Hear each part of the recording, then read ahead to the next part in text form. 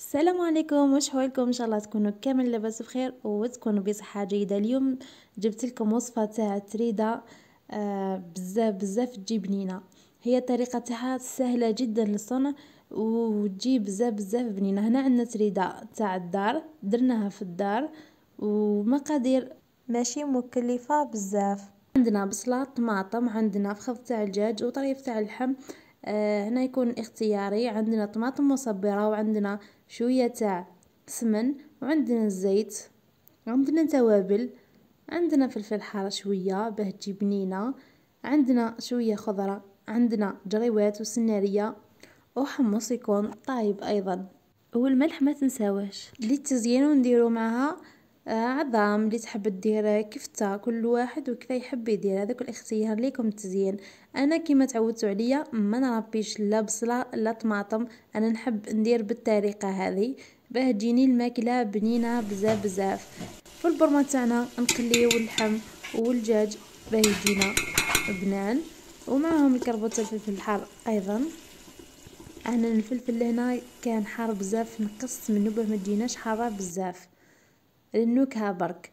نحكمو نقليو مليح مليح، من بعد دائما نمرقوه بالماء سخون، ديما مرقوه بالماء سخون باه تجيكم الماكله بنينه واللحم تاعكم ما يقرزنش كيما نقولوا حنا، ما يجيش يابس.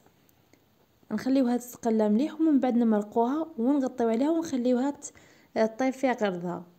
من بعد نوليو للتريده تاعنا، نجيبو الزيت والتريده ونحكمو ندهنوها كامل حتى الزيت يقيس كامل الحبات تاع التريده تاعنا. هنا التريده قلت لكم من صنع منزلي، لانها في الدار تجي بزاف بزاف بنينه وتجي خفيفه على الكيف. كيما قلت لكم لازمنا نقيسوها كامل بالزيت، ومن بعد نحطوها تفور في الكسكاس. كي تفورنا الفوره الاولى نحطوا لها شويه تاع الماء ونحكموا الاصابع تاعنا ونديروا بالطريقه هذه اللي قاعده ندير بها انا، غير بالاصابع برك. ومن بعد نحطوها تفور الفوره الثانيه. هنا ينشفت لي، نشفت خلاص من الماء هذاك، ما كثرتش بزاف بزاف كميه تاع الماء. حطيتها تفور كيما راكم تشوفوا.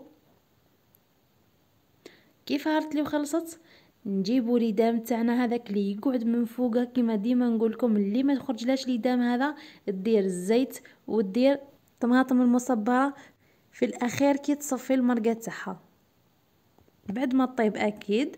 هاو خرجنا ليدام هذاك من فوقه، هذاك ليدام نهزوه كامل ونحطوه في التريده تاعنا ونخليوها تشرب مليح ونحطوها تفور. بعد ما تفورنا مليح ونحطو الزبده باه تجينا بنينه، ونحطو لاصوص تاعنا ونخليوها تتجمر في غرضها خلاص حتى تتجمر خلاص وتعطينا هذه النتيجه. انا الدجاج تاعي باه يجيني بنيح وبنين نحط له شويه زبده من فوقه ونحط له شويه ملح ونقليه في الزبده، يجي بزاف بزاف بنين. والتزيين يكون اختياري من فوق، كل وحده واش تحب تحط. كان اللي ما يحبوش ياكلوا الخضروات ما يديروهمش، اختيار يكون ليكم.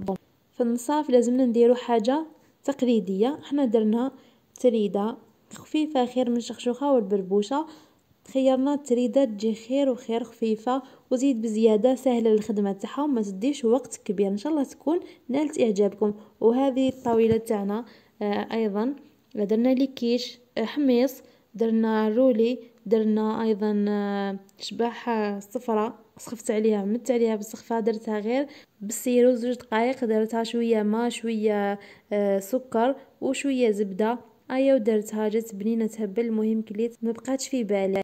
وكل واحد واش يدير في النصاف، كان يدير شخشوخه، كان اللي يحب يديروا بربوشه، والاختيار يكون للعائله واش يحبوا ياكلوا. بما انه ما نقدروش ناكلوا بزاف بزاف نديرو غير على كيما العوايد تاعنا اللي تعودنا عليهم من الصغر، نديرو حاجه تقليديه. حنايا درنا تريده والحمد لله. يا ربي يا ربي يدومها نعمه يا ربي علينا وعليكم ان شاء الله يا ربي. والبراس يكون موجد ديجا من قبل باه كي نخلص بعدا نحطو بعد يطيب. لازمني قهوه براس الله الله نشربها مع حاجه حلوه، مع انه اليوم تذو الاخرين وليت نحب غير حاجه بارده، ما نحبش حاجه حلوه ونروح نصلي صلاة تراويح. ربي يتقبل مني ومنكم ان شاء الله، وندعي لكم كامل ان شاء الله يا ربي يسر لكم اموركم كامل، واللي في قلبها حاجه ان شاء الله ربي يحققها له، واللي في قلبه ايضا حاجه ربي يحققها له. وربي يشفي جميع المرضى يا ربي، واللي ما عندهمش ذريه ربي يرزقكم ان شاء الله. وربي ينصر اخواننا في فلسطين. وهنا نقول لكم صحه سحوركم، سلام.